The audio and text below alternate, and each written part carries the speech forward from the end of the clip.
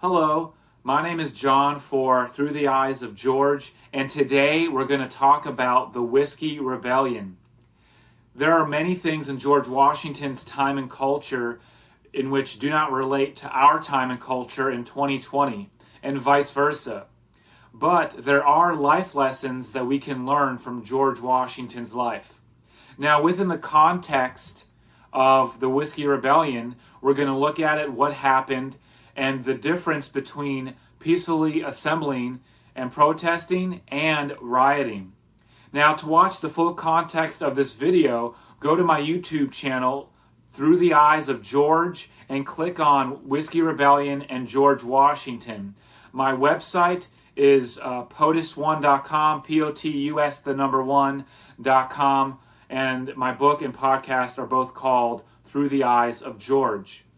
Now, the Whiskey Rebellion in 1794 didn't just spur up randomly. There was a series of events that happened before for that event to happen. Now, the reason for the Whiskey Rebellion essentially was because of the whiskey excise tax in 1791. And the reason for the whiskey excise tax let me get my notes here. It was a tax on liquor, spirits, or whiskey spirits, and the stills that produced them. And so some of the farmers in western Pennsylvania did not want to pay that tax. And so they were peacefully assembling and protesting under the First Amendment in the Constitution, which says that Congress shall make no law abridging the right of people to peacefully assemble to petition the government for redress of grievances. Now, all of my sources I'll put in the description below in my video here. So it moved from being a peaceful protest and assembling to a rioting. And how did it get that way? Well, these tax collectors that were coming to submit these writs of demand, WRITS, to these people who weren't paying the taxes, they were at many times tarring and feathering these tax collectors. Now think about this for a second. Yes, I said tarring and feathering. Your skin right here, it's kind of soft. Your neck, your neck and your face, and some areas of your skin are a little bit different than others. But for the most part, the skin is very soft, right? But picture like tar, hot, sticky tar, or just tar on your skin, and then on top of that having the feathers on it. Most likely, you will have severe damage to your skin, and at times pass away from this tarring and feathering. Now, these people, these protesters, did that because they did not want to pay the whiskey excise tax. Now, some of the people who did pay their taxes, the farmers who did pay their taxes, they were not safe. And some of their property and stills were damaged by these other people.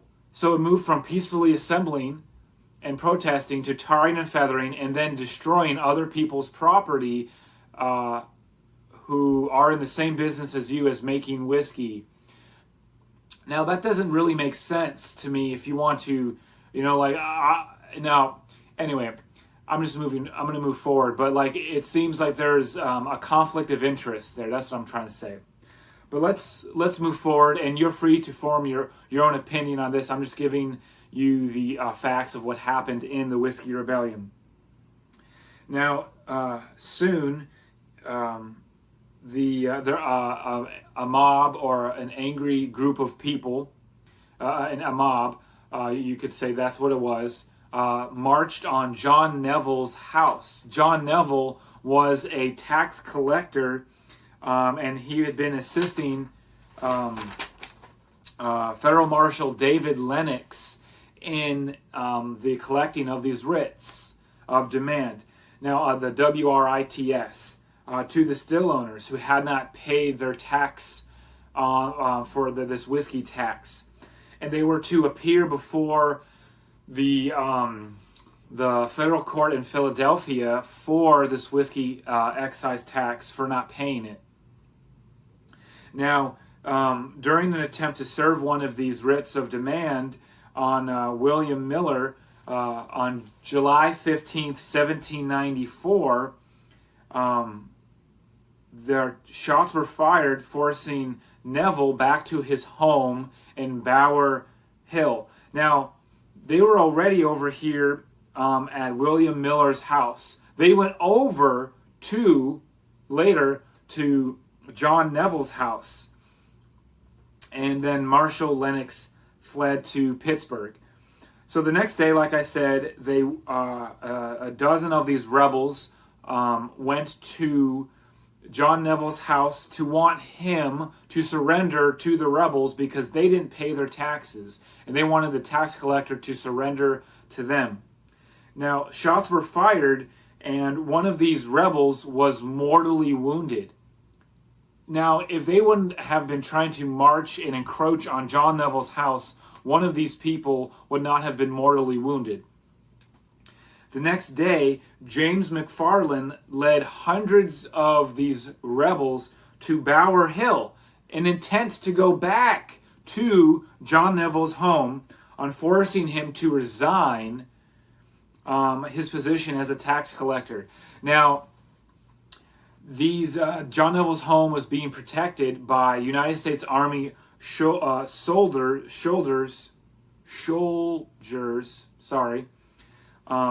from garrison at Fort Fayette, Fayette, in Pittsburgh, under his brother-in-law, Major Kirkpatrick. Now, some fighting ensued, some shots were fired, and James McFarland was killed.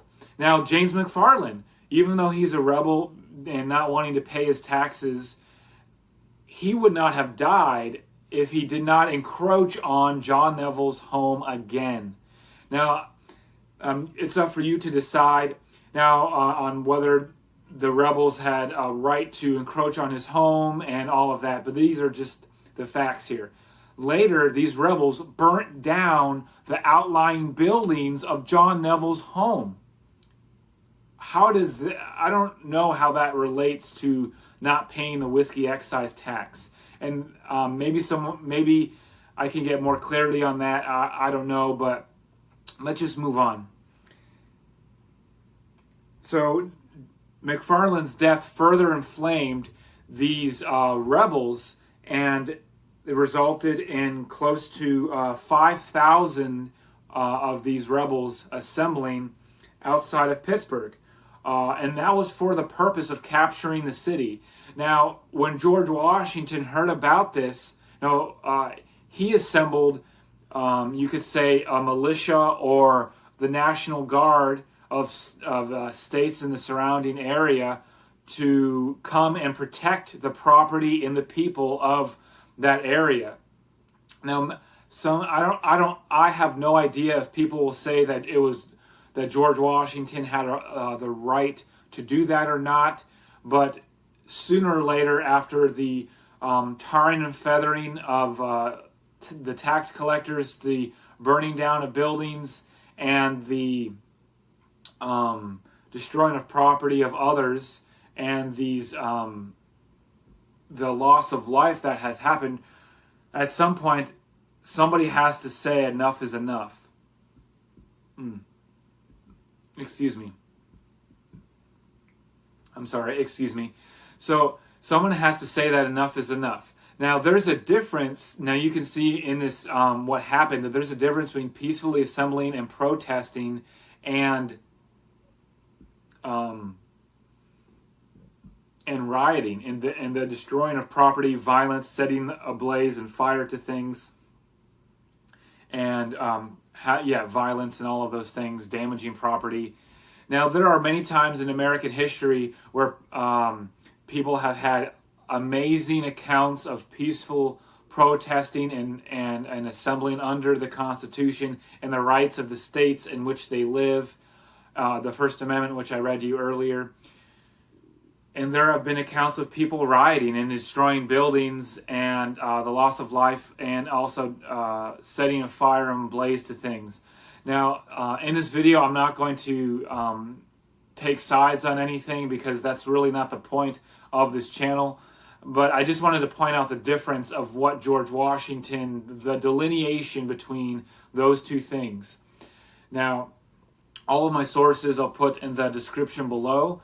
And thank you for watching this video, and I hope to see you soon. Don't forget to click subscribe, click the notification bell, and give it a thumbs up if you liked it. And thanks very much. I'll see you soon.